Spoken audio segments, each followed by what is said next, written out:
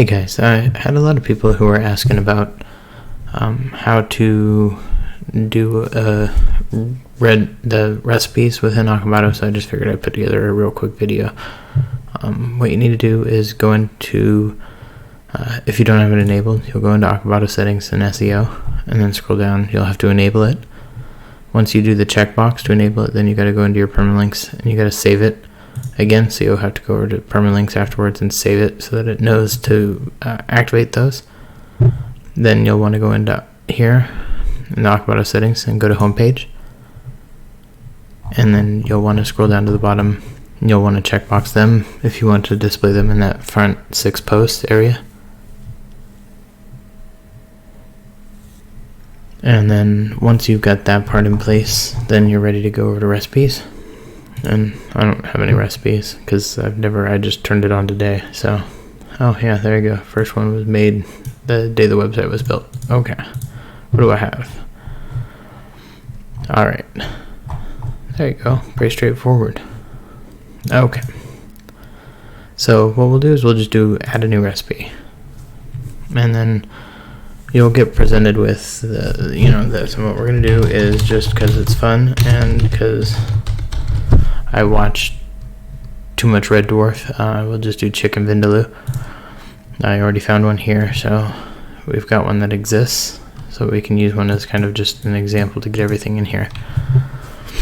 So when you look at these parts, you'll see that there's a preparation time. This part down here for the recipe meta, this is the part that is used for the structured data, which is why you got to put it all in here.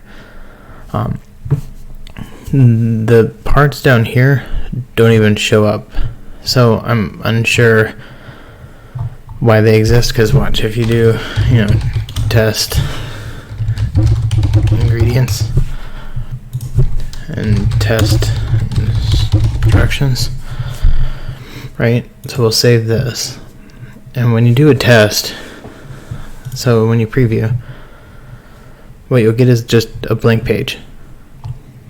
I don't know where those fields go. I'm feeling that it's part of the structured data tool to show as part of a recipe,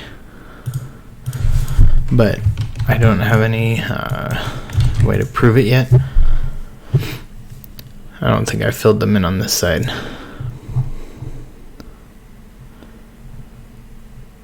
Yeah, so there's some fields that are obviously not working. So instead, what we'll do is we'll just jump back over to chicken vindaloo. We're going to do preparation time, 45 minutes. And then cooking time, 30 minutes, right? Okay, so we've got 45 minutes and 30 minutes. And then the recipe summary, we'll just say, this is a chicken vindaloo recipe. Right, we don't need it to be special. This is just the summary. So if you save it, it'll reload this, and you'll say, there you go. See? So those two sections fill in these two things. So these two are part of the meta. The meta fills in this part. So you're going to want to put a good summary in here. This is, just about what it is. The short blurb, right? So we can grab this, right?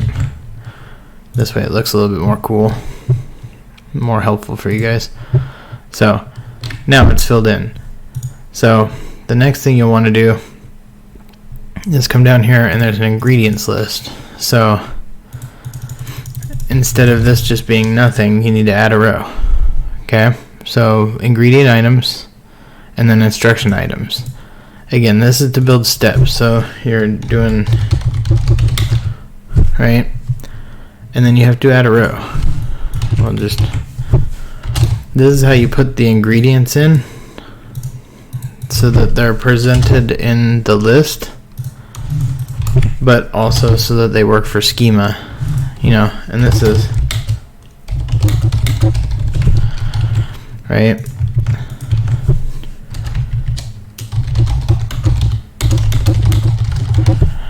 Okay, so there you go, your instructions now, right? So we'll save it.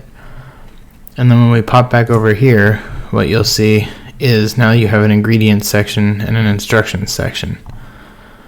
So now those are in there. So you'll say, well, what about the rest? Well, the rest is actually here. So what we'll do is, just to keep with trying to get this all taken care of, we'll just download this, right? We'll set a featured image so you can see where that goes. So now if you go find, oh, I can't find that picture. Where did it go? Oh, it's a WebP. Okay. Is there any? Okay, we're just going to use that one. I don't really care because it's not going to stay on there. So we're going to use this picture as our featured image, right? So now you have a featured image set, just like you would for any post. When you go over here to look, you won't see anything, right? But you'll see it down here once you have a second recipe. Okay, so let's publish it even though it's not ready. That way we can go back to the home page. And now you see there's your featured image and the front, and the information is right here. As you'll see, there's nothing here. That part is your excerpt. So what you need to do is, actually, maybe it's tied back to here. 1 second. Testing. So the content itself will go inside. So this is just a header I made for the legal information, so you won't have this part. And then this is the end of your post box.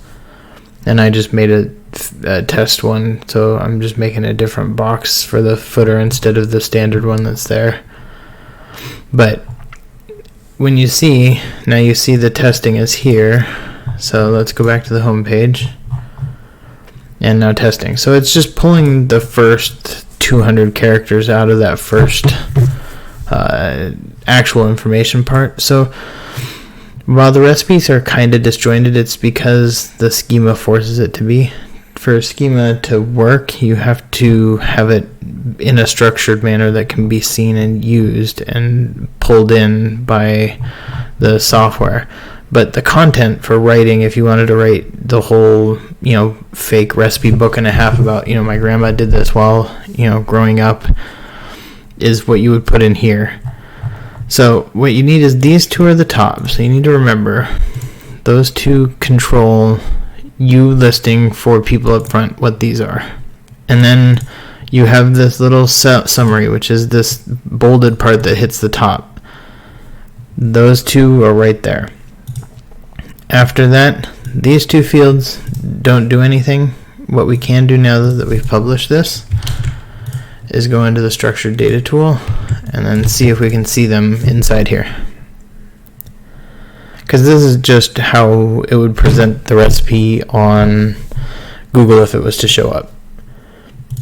So,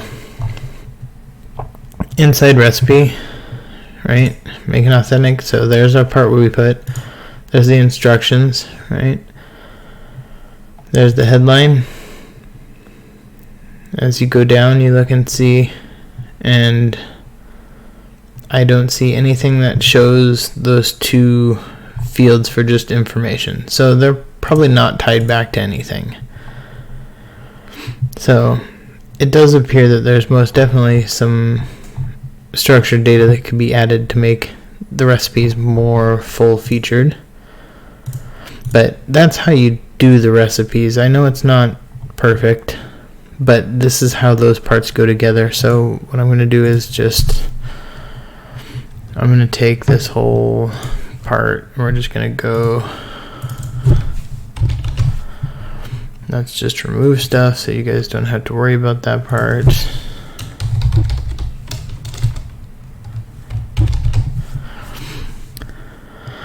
Alright, so without any of those there, what you see is a basic recipe, which is the title of your post, right? Who the author is, if I assigned it a category. So when you look up here, you'll actually see that there's categories. I don't have any, so we're going to do, chicken and we'll do chicken, right? All right, chicken is the category. Now we can update this. Now when we update this, now it's going to tell you it's in chicken. So you'll have your title, the author, the category it goes into, and then you have your 2 specific fields that you filled in that are part of the custom fields form. The custom description of what this is. Then what you'll have is the actual text, which is this part up here. And then what you'll have is the ingredients and instructions in a card format below, which comes from the actual ingredients and instructions here. This part, nobody's ever really explained why it exists, and it doesn't tie back to anything, and that's why it confuses folks. Because you see it in there and they try and fill in with text, but the problem is that text can't be interpreted into a nice, pretty string of data that a recipe schema would need, because it needs to know everything individually so that it can portray it correctly. So hopefully this helps, at least in putting together those recipes for yourself, and it helps you understand how to make them work. Once you've done this, and you have one that's saved, you can actually go back here, and when you look up here, everybody wonders how they can get them in their menu. So you can go to Appearance and go to Menu,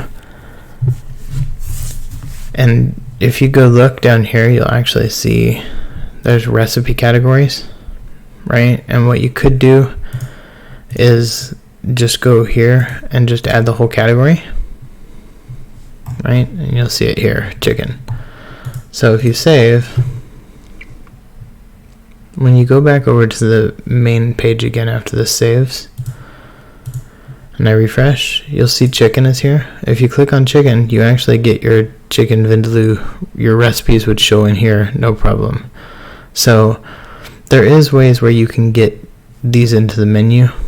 So you can add them if you want to. A lot of people may not want the actual category. They may want something that says recipes first, in which case I would, preferably for me, I would change the URL to pound. This will go nowhere, so inside custom links, and then you would say, recipes. This is just to build a custom link, but pound won't go anywhere. So you can build this, then you can go add chicken and move it inside recipes, right? When you save this, now we can go back to the home page again. And then when you go to the home page, when you go to recipes, you'll have chicken, right? But if you go to recipes and you click on it, it's not going to take you anywhere because pound just tells it to stay here. So you don't go anywhere. So that way you can just kind of drive them to those, and if they click on recipes, it won't go anywhere and it won't matter at all. So hopefully that little hint helps somebody who's fighting, trying to figure out how to get their menu and how to get their recipes working better inside the menu also. And if you guys have questions, please leave them in the comments below. I want to help you guys. I just need to know what you're interested in trying to figure out. And I'll leave the recipe here if you want to go take a look just to see. I'll go try and fill it in a little bit more with some of this miscellaneous information so that it looks a little bit more cool instead of my just generic stuff. But all of this content would be what you would put inside that main post. So instead of thinking of it as everything needs to be in the custom fields down below, this custom field is really your preparation time, cooking time, your summary, and then a list of the ingredients in the instruction list. This is going to be not for what you're thinking of, but this is more specifically to provide it to the schema and to make it show up at the bottom of that page. This whole section of this miscellaneous stuff, all of those steps should be stuff that you're typing in here as you go through, line after line, right? So, preferably, let's just do this real quick. All of this would be in here, right? So when you update, okay, so now that that's done, now we can go view it, right? So this tells you all of this stuff which goes into this section, right? now you can get all of that data inside here and get all of that stuff set up. And inside here, when they get to the end, they have their little card for the ingredients and instructions. Thank you. I hope you guys had a good time. It was fun. I'll talk to you guys soon. Bye.